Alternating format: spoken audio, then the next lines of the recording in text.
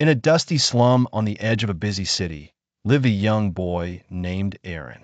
He was only 10 years old, but had already seen more hardship than most people see in a lifetime. His mother worked as a maid, and his father had disappeared years ago. They lived in a broken shack made of scrap wood and tin, surviving on leftovers and dreams. Arin didn't go to school. Instead, every morning he roamed the streets, collecting trash to sell bottles, plastic, paper. People ignored him, some even insulted him. But Arin never complained.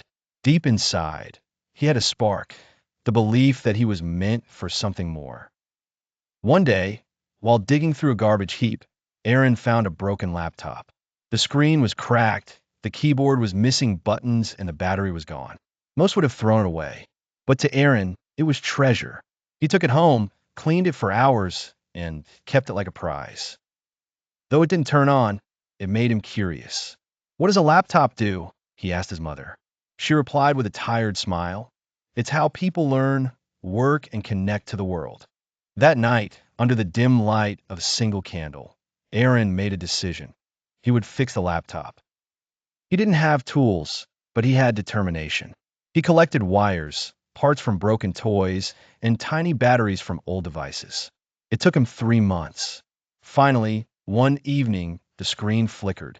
It worked just enough to show text. Arin was thrilled. He started using it like a notebook, teaching himself to read and write in English using old library books and roadside billboards. He copied everything, repeated it, and tested himself daily. One afternoon, while collecting trash, he passed by a tech shop and stood at the window for an hour. The shop owner noticed and came out. "Why are you staring at the screen?" he asked. "I want to learn computers," Arin said honestly. The man laughed at first, but something about the boy's eyes made him pause. The next day, he invited Arin in and let him sit quietly in a corner to observe. Arin never asked for money. He just watched and learned. Week after week, the man, Mr. Ray, noticed Arin was a fast learner.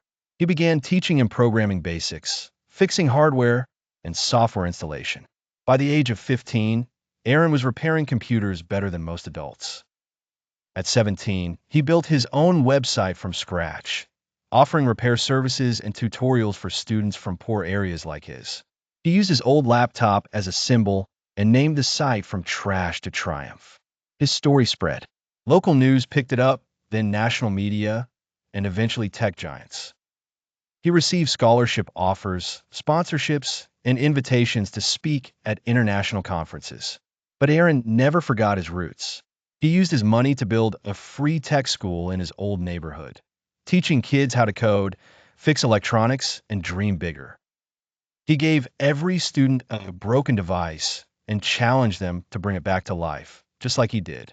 Arin became a symbol of hope, that no matter where you come from or how little you have, with grit, patience, and belief, you can build a future brighter than any dream.